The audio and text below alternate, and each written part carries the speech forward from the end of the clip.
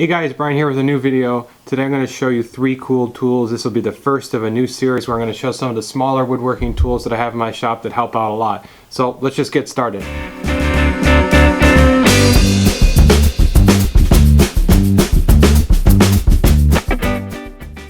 So in this week's episode I'm going to show you 3 tools. The first being the MagSwitch. This is a magnetic featherboard, very unique product. Self-centering drill bits, also known as VIX bits. And the last one, the T9 Bow Shield kit. This is not specifically a tool, but will help you maintain all your tools, and that's why it's important for these reviews. This is an awesome kit that I've had for many years as well. So let's start with the MagSwitch. Although the featherboard is a product you're going to find that everybody makes and that sells at every woodworking vendor, the magnetic switch is not. When I first purchased this several years ago, I was taken back because there wasn't anything, at least at the time, on the market quite like it. I've had it for a lot of years, it's held up, and that's why I chose it for this review today. One of the drawbacks of featherboards as they existed prior to these magnetic switches is that you're restricted to having a slot, if you have one, on your shaper or your table saw. Most of us do. And the beauty of this switch is that it's magnetic and you can place it anywhere you want on the table saw. And it doesn't matter how wide or how narrow the pieces are, you have ultimate flexibility.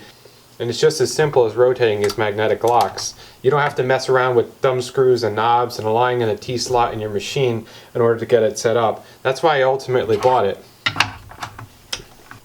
It would be kind of pointless to show you a tool review without demonstrating it, so let's just do that. I don't use the featherboard for every cut or nearly any other cut, but when you do need it, it's great because it provides a safe way to have anti-kickback when you don't have anti-kickback feet on the mounting blade, which I removed here. And it allows you to free up some space on the saw so you can just focus on pushing the wood through the blade. So let's just set this guy up. I'm just going to cut this scrap piece MDF here. One of the things I really like about it is you can actually even hover over the slot and it's strong enough to still stay onto your table saw. I like to pivot one so it's just touching the workpiece and then pivot it in a little bit and add some tension however you want. If it's a little bit too much, you just back it off. If it's a little bit too little, you just back it right back on. It's really flexible and it works really quickly for what you need, and you can see that it's pretty strong and I haven't even put that much tension on it. So let's give it a go.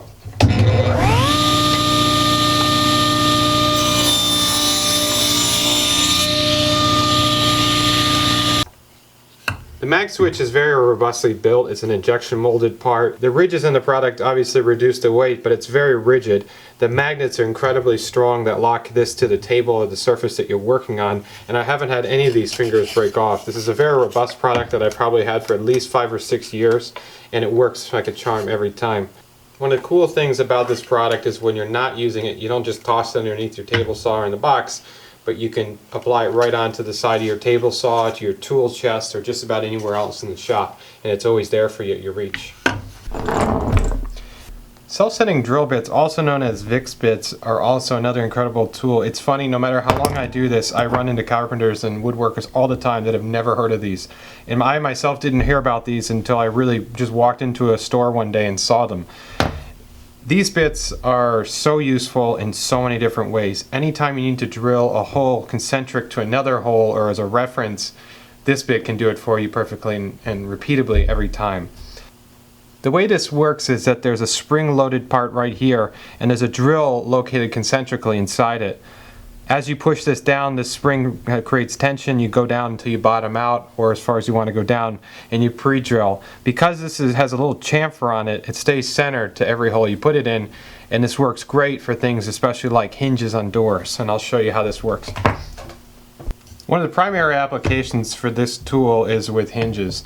One of the struggles people have with hinges is putting a screw at the dead center of this hole.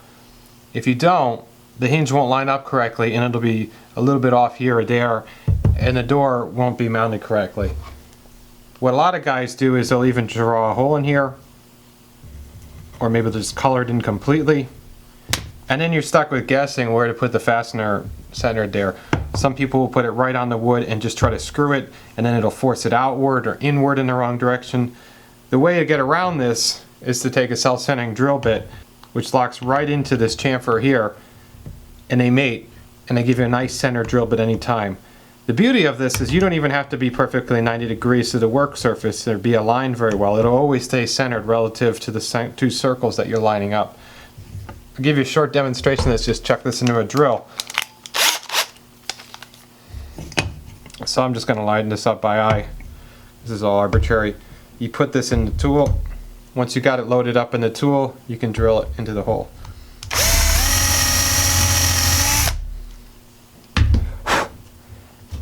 And now you've got a perfectly centered hole inside the hinge hole right here, and when you go to put a screw in here, this thing is not going to move at all, and this is going to be exactly where you want it. The beauty of that is now you can sink a screw in here with no struggle, and also you've pre-drilled the hole so you won't split the wood, and it'll make it easier to put the fastener in correctly. Because hinges and holes and everything comes in different sizes, you can also get these VIX bits in different sizes. My typical number one go-to is a number 6. That's a nice pre-drill for most fasteners that we use. They also make number 8s in larger, smaller, all different sizes, different brands. I tend to buy from a company called Snappy. They seem to make a really quality tool that's very consistent no matter how many times I buy it. It's a little bit pricier than the other Chinese equivalent, but I think that it's worth it if you do it and you use these on a regular basis. If you buy the Chinese cheap tools, they're not going to perform as well. Why'd you buy the tool in the first place?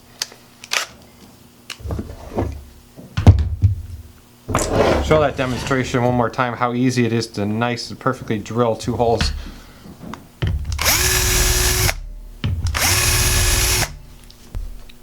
Now once you start using the self-centering drill bits for things like hinges, you're going to think of just 1,000 other uses you can use it for. Like I said, you can use it for any time you got to line up holes.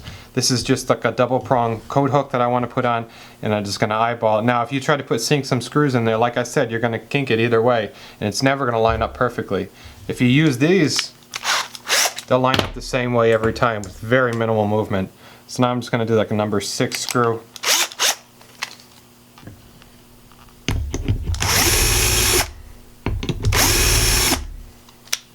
And to show you how perfectly this works out.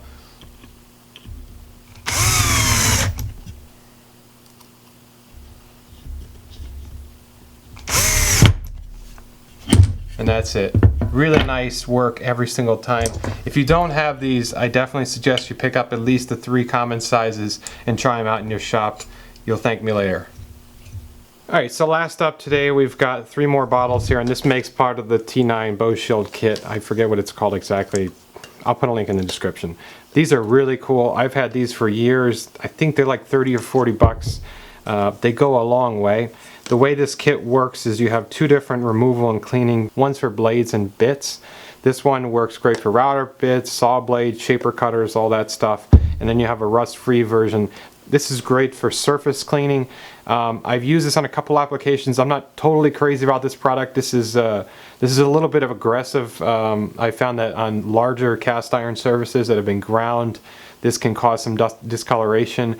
On smaller applications, this thing works really good if you've got rust. Sometimes some elbow grease and Scotch-Brite pads works better for removing rust than a product like this. I wasn't completely happy with how this works chemically with metal surfaces on a larger scale, but everybody's got their own applications for this, and you might find this more useful than I have. This guy works wonderful, and I'm going to show you this guy first in the application. The last bottle is the T9 waterproof lubrication bottle. This is kind of like top coat if you're familiar with it as a woodworker for your tops, for your machine surfaces. You can use it that way. I tend to just use it for router bits and saw blades. After you've cleaned them with this stuff, this is a nice way to neutralize them and leave them with a wax surface so they don't continue to rust as you got them in your toolbox. So enough of that talking, let's just show you how this damn thing works. So one of the places that you're going to use this is on things like router bits. This is just an O-flute plastic cutting bit. I tend to hold a lot of plastic parts down on my CNC machine with carpet tape, and this leads to a lot of buildup with adhesive on these tools. Otherwise, these tools really don't build up a lot. You'll use this more for saw blades than anything. But this guy here is a little bit dirty, and I'll show you how that works. Another example would be a bit like this, where you start building up. It usually builds up right behind the carbide insert, right where it meets the coated surface. This is usually where all the gunk builds up, just like on the saw blades, and I'll show you how that's mediated with this product. Yeah, so this is by no means rocket science. Put this guy down here, and you just basically apply the product, let it sit for a little while, let this stuff soak in. I usually just leave them on a piece of paper towel or a rag. Same thing with this guy. And while that's sitting, I'll show you saw blades. Saw blades are a really prime example of where this product excels. where the carbide teeth are attached to the blade, you'll see that it usually gets built up here, and this will cause burning and all kinds of marks on the wood. This can happen also a lot. You'll find that this can happen oftentimes much sooner than you have to sharpen the blade, so cleaning these blades on a regular basis will leave a really nice cut. So same thing again, I'll just apply this while we're waiting for the other guys. And I'm just going to do a couple of teeth to show you a difference before and after. And those guys have been sitting for a little while. Take your rag and clean them off. And you'll find that this stuff just works so easily. You don't even have to, you're not sitting there, there's no scraping, there's no abrasion on these tools. You're just wiping it off, spraying it on and wiping it off. And you'll see that that produces a really clean tool. You can see the carbide cut is just shining there. No gunk build up anymore. It's all clean. I'll take this spiral cutter, I'll do the same thing.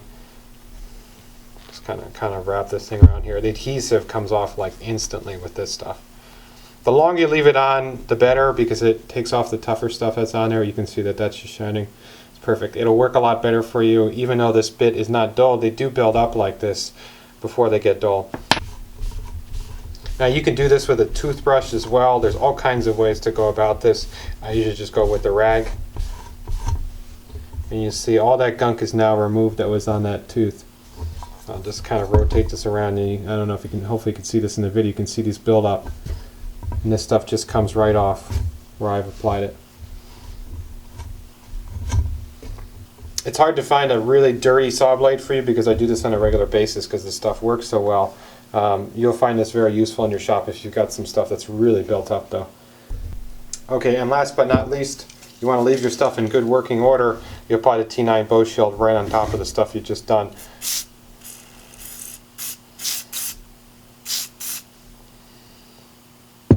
You let that, you can either wipe it off or let it sit and dry and create a film. They tell you can do it either way. I try not to get on the shank much, but just mostly on the cutting end. So again, you can leave it on there, you can wipe it off, whatever really floats your boat. They seem to really do it both a good job either way. And then the same thing with the blade after I got them out.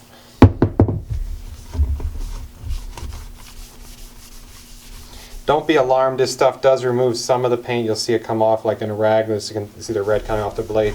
It's not going to remove too much of it's not going to remove too much of the coating. It's mostly removing where the end is where it's been sharpened the most or it's been worn. And that's it. What a great product. And that's it, a great product developed by the Boeing Company that you can use in your home shop. So that's it for this week's episode of 3 Cool Tools. Hopefully you guys enjoyed this video and it was informative. If you didn't know about these products or you're unaware of them, I will put links in the description below so you can check them all out further. These products are usually in this video series going to be very inexpensive or simple, and then the larger power tools, especially the floor standing machinery, I'll put in individual videos as always. If you have any comments or questions, feel free to leave comments in the box below or send me a message on YouTube. As always, give me a thumbs up if you liked the video. And look out for this series in the future because I'll be putting it out on a regular basis. Thanks as always for watching. Have a good weekend, guys. Take care.